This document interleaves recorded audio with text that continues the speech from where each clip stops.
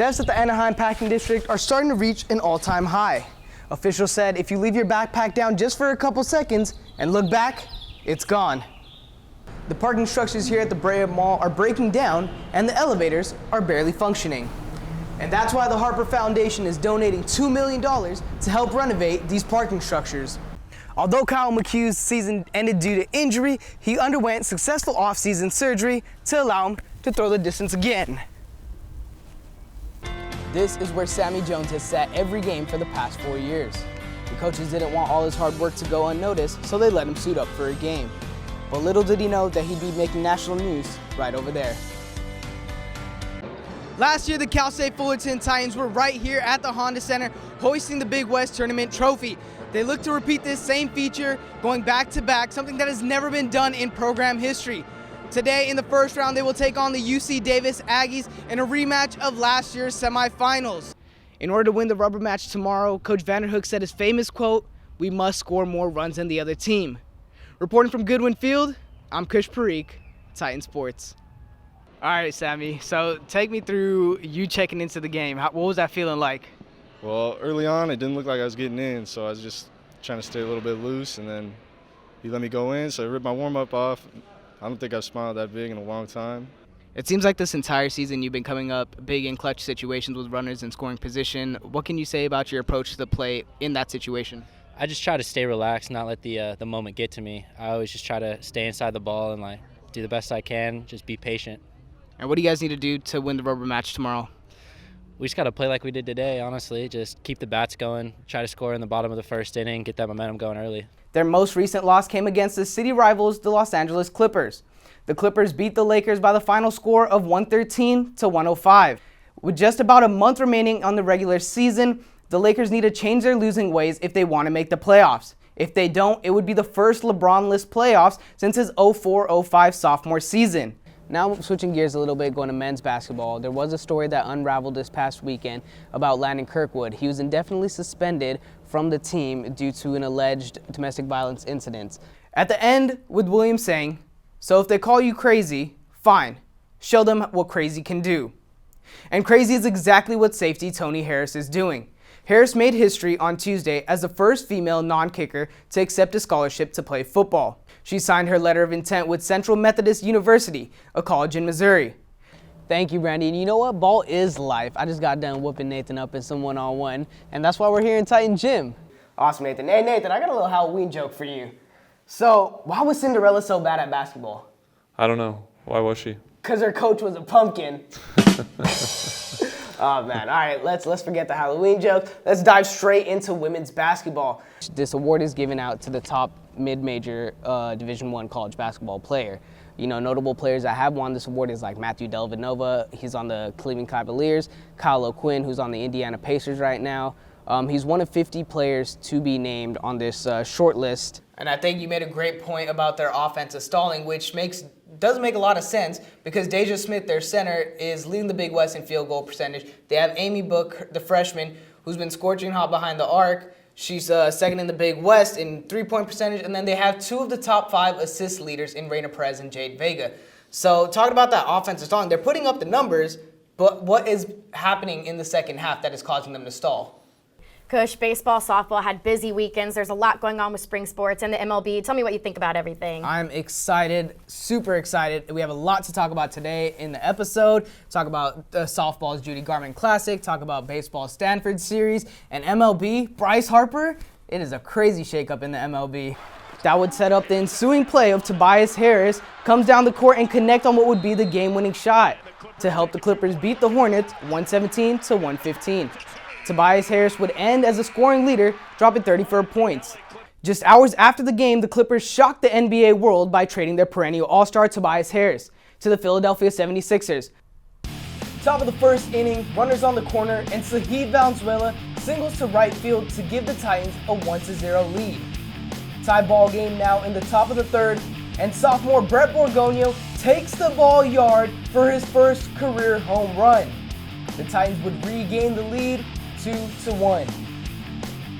Top of the fifth, and Jake Pavlicek would hit a 2-run bomb, bringing Jarius Richards from first base. The lead would widen to 7-3. But the Titans were not done yet. They went back to back as Borgonio hits his second long ball of the game. Have a day, young fella. Titans open up the lead 8-3 in the 5th inning. Top of the 7th, and Mitchell Berryhill would put the icing on the cake with a single to right field to bring Pavlitic in. The Titans win the final game of the series 16-6.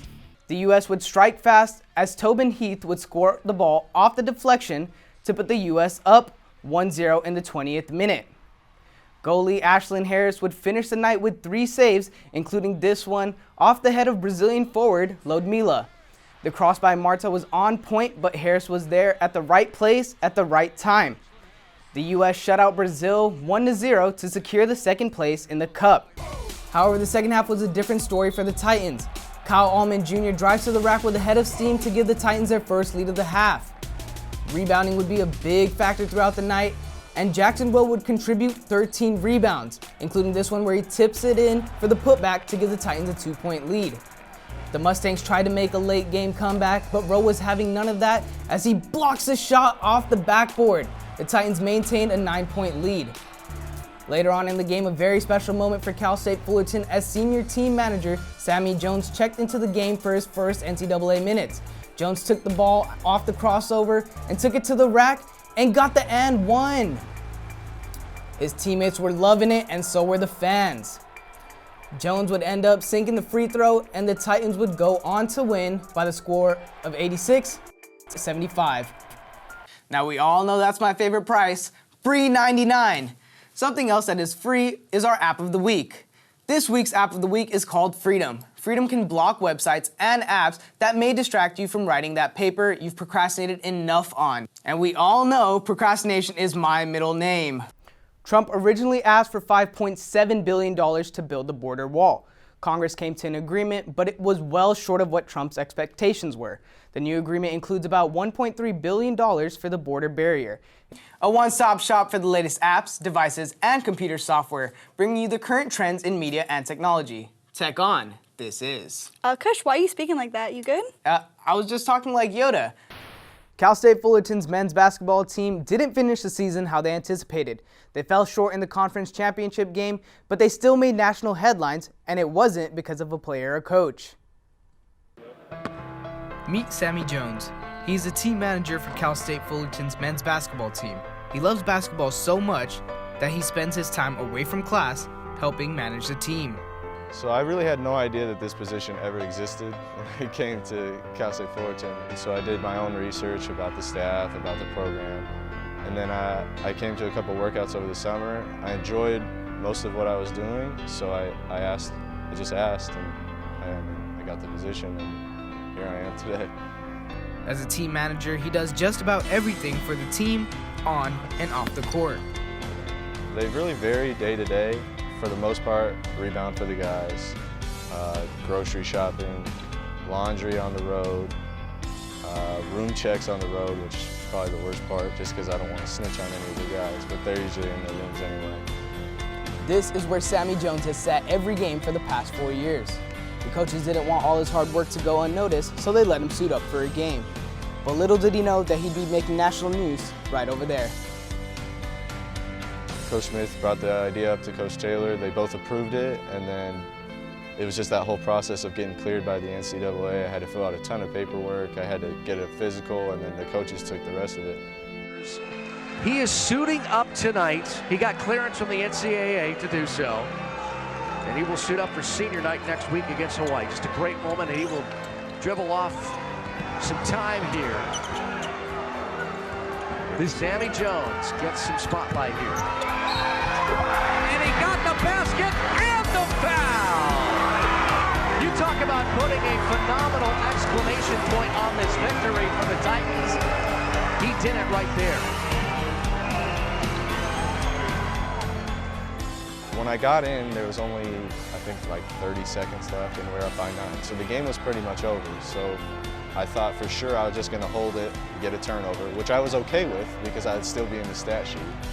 So I'm pretty sure I made the only move that I have in my repertoire. And I got to the rim, it went in, and I got fouled. And after that, I can't tell you what happened. I know Khalil picked me up, but I mean, I kind of just went blank.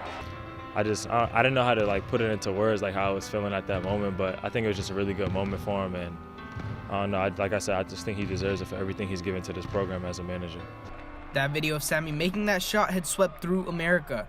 Networks such as ESPN, House of Highlights, and shows like College Game Day on ESPN were giving shout-outs to Sammy Jones, the team manager who made the basket.